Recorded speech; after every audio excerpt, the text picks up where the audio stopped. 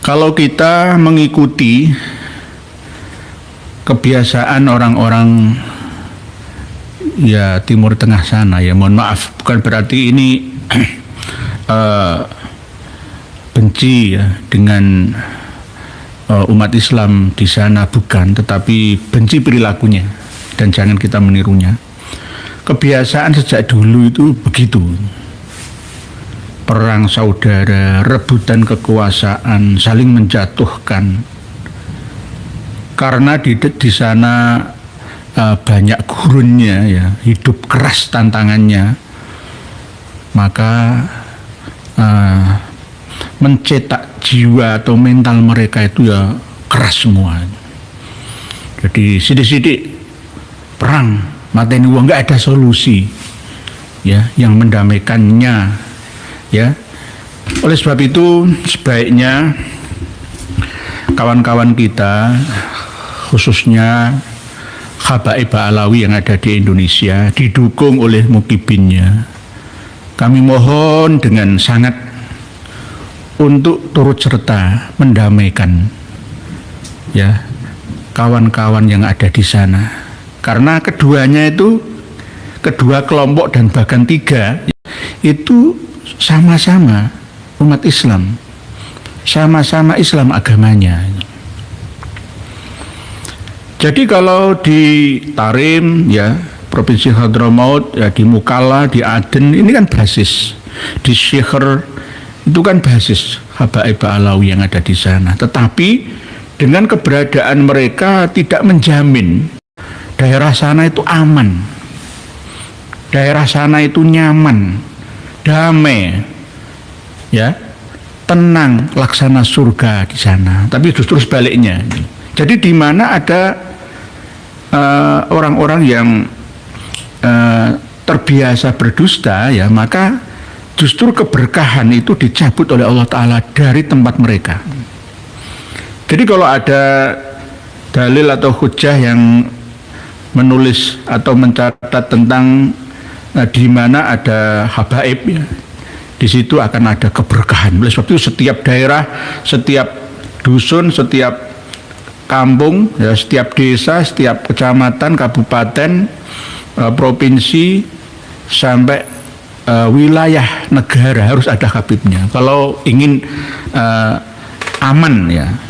Kalau habib di Indonesia sudah tidak aman, bukan cuma Indonesia yang tidak aman, tetapi bumi akan dihancurkan oleh Allah Ta'ala. Ya, ini meniru qasidah yang dibuat dan diciptakan, ya, oleh Habib, bukan Habib sih, oleh Syekh Abdurrahman Ad-Daibai.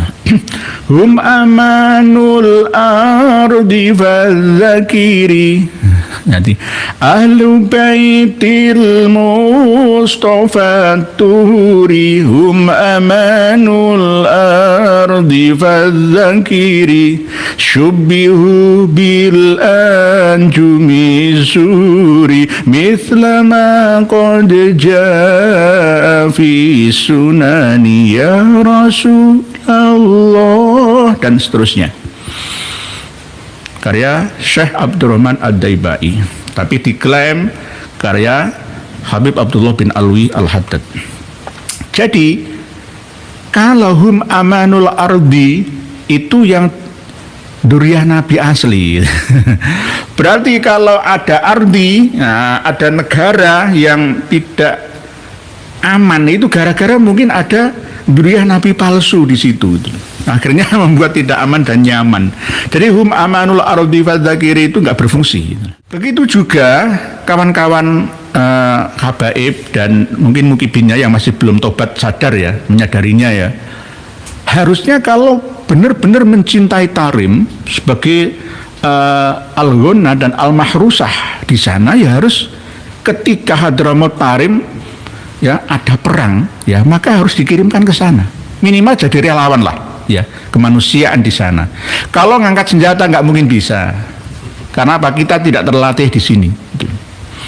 Jadi kawan-kawan FPI itu jangan justru malah menyerang PWI-LS, diserang, ulama-ulama, kiai-kiai yang mendukung perjuangan malah diserang, ya. Ayo ke sana, ke Yaman Selatan. Buktikan kecintaan panjenengan terhadap kiblat wali kutub dan kewalian dalam kesufian panjenengan semua. Damaikan. Dan ternyata ya sulit kan, ya kan? Sejak 2014 yang lalu, pertikaian antar umat Islam di sana, ratusan ribu yang meninggal dunia, tidak hanya puluhan ribu, ratusan ribu, dan sulit untuk didamaikan. Dan mencari benang merah yang kusut lah ya, yang ruwet dan sulit ini sulit sekali. Karena apa? Misalkan ya, kalau kita membela Arab Saudi semua juga salah. Kita membela Houthi juga keliru. Kita membela PLC, STC juga keliru. Karena apa? Ruwet dan bulat. Semuanya punya kepentingan. Punya kepentingan masing-masing. Kenapa Arab Saudi kemarin mengerahkan 20.000 tentara untuk masuk ke provinsi Hadramaut Yaman Selatan sana, karena ada perbatasan wilayah Arab Saudi yang berbatasan dengan provinsi Hadramaut Yaman Selatan ini. Kalau ini tidak diamankan, maka akan mengancam kedaulatan Arab Saudi sendiri. 20.000 tentara, berikut dabahnya, dan begitu juga pesawat tempurnya. Kemarin menyerang pelabuhan Mukalla, ya. Nanti nyasar ke Aden juga. Nanti lama-lama mungkin ke Tarim. Mungkin makamnya Nabi Hud. Darul Mustafa. Mungkin. Tapi kalau Universitas Al-Ahqaf University di Al-Mukalla ya nggak mungkin diserang lah. Nanti Arab Saudi itu ya serba salah lah. Ya serba benar juga. Karena ini kepentingan. Inilah yang namanya politik, taktik, trik dan intrik. Itu unik memang, ya, unik memang, sulit untuk ditebak. Sama dengan politikus-politikus kita itu loh ya. Kadang apa yang terucap di bibir tidak sama apa yang ada di dalam hatinya. Gitu. Nah, kalau PLC dulunya ya setia dengan Arab Saudi, STC juga setia dengan Arab Saudi dalam melawan Houthi Yaman Utara. Ya, bahkan Son'a sendiri, ibu kota Yaman Utara, ya pecah-pecah kan, masih pecah dulu 90, gabung, sekarang pecah lagi. Nah, Houthi dengan Arab Saudi itu ya sempat rukun. Nah, yang berani melawan tentara Mamarika dan Inggris di Laut Merah itu justru Houthi. Kan serba ruwet kan ini. Antara Uni Emirat Arab dengan Arab Saudi itu bersekutu, bekerja sama untuk melawan Houthi, hegemoni Houthi. Sekarang pecah kongsi. Ya gara-gara kepentingan itu dan ini, termasuk minyaknya, wilayahnya, macam-macam. Dan ini sudah diketahui oleh Pangeran Muhammad bin Salman, bahwa kawan-kawan kami yang dekat dengan beliaunya itu tahu tentara intelijen Arab Saudi itu sudah mengetahui peta-peta yang ada di Tarim, ya, bahwa ternyata di sana itu pusatnya Sufi, bukan Sufi yang Sunni, tapi Sufi yang Syi'i dan Sufi yang ya mungkin nyimpang dari kaidah ilahi, ya, kemungkinan juga akan diselesaikan di sana. Oleh sebab itu kewajiban bagi para mukibin jangan hanya ngomong di sini saja.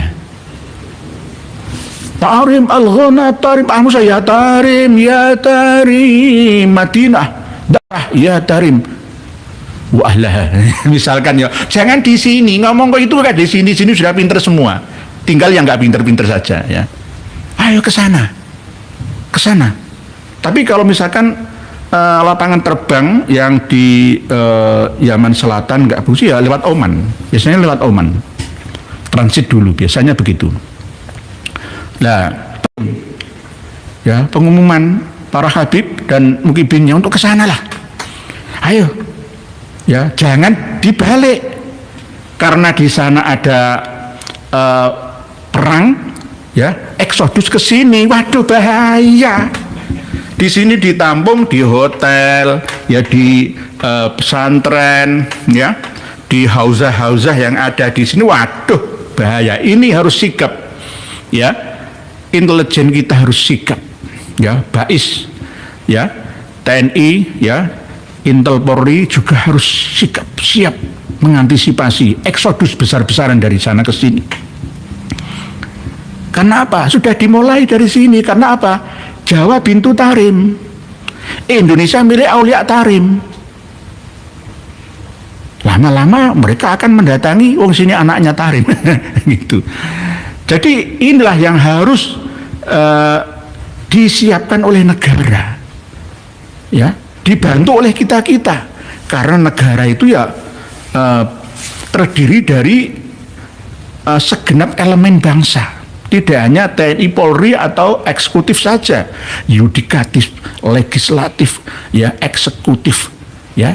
Di antaranya adalah warga negara, wajib bela bangsa dan negara dalam mempertahankan bangsa dan negara. Berarti kalau ada orang yang menyerang kita-kita, justru itulah pengkhianat bangsa, negara dan agama. Ini yang penting yang harus kita ketahui bersama. Betul, ini akan terjadi eksodus besar-besaran kalau tidak kita antisipasi sejak dini. Jangan sampai malah justru dari Indonesia mengirimkan putra-putri mahasiswa untuk studi ke sana. Baru kemarin itu artis pemeran Kian Santang itu siapa ya? Alwi Asegaf itu studi ke sana. Lu untuk apa? Di sana itu negara konflik. Nggak bisa ditiru. Hati hujjah, amalu ba'alawi hujjah itu hapus semua, hapus saja, nggak perlu ditiru. Amalu ba'alawi hujjatun itu salah semua. Terbiasa perang di sana itu. Lah ini kalau mau diekspor dari sana ke sini, kita impor, waduh, hancur Indonesia Raya. Nggak nunggu 2030 musnah dari muka bumi kita, Indonesia kita. Karena kalau kita merujuk pada qasidah Ahlul Baitil Mustafa turihum amanul ardi. Amanul ard, keamanan bumi itu duriah Nabi yang asli. Gitu. Oke, Pak, aku coy, Yaman perang karena Rizik dan Bahar akan perang di Indonesia. Indonesia ini aneh tapi nyata. Ada orang berbicara di depan jamaahnya sambil memprovokasi massa, siapkan pedangmu, siapkan celuritmu, asah golokmu. Bukan melawan Arab Saudi di Yaman Selatan sana, bukan. Melawan PWILS, melawan kiai-kiai yang tidak mereka setujui. Itu bahaya ini. Ceramah seperti itu di Saudi Arabia nggak usah laporan, tangkap langsung. Ada bukti, tangkap langsung, penjara seumur hidup. Tapi di Indonesia ini malah masih guyu-guyu saja. Jadi menurut saya ini yang wajib dikirim pertama kali, gelombang pertama ke Yaman sana, itu pertama Kang Mas Rizik Syihab, kedua Ketua RA, ketiga D. Bahar Sumet, keempat D. Hanif Alapos, berikutnya nanti Ketua ABI dan Ijabi, ya, wajib dikirim ke sana. Lalu menyusul Kang Mas Kurtubi Jailani dan para mukibinya semuanya. Ini gelombang kedua saja, yang gelombang pertama ini wajib. Karena apa? Tanah leluhur harus diselamatkan. Walaupun tanah kelahirannya Indonesia, tapi tidak mencintai Indonesia, lebih mencintai Tarim, Hadramaut sana. Ya ayo ke sana, damaikan mereka.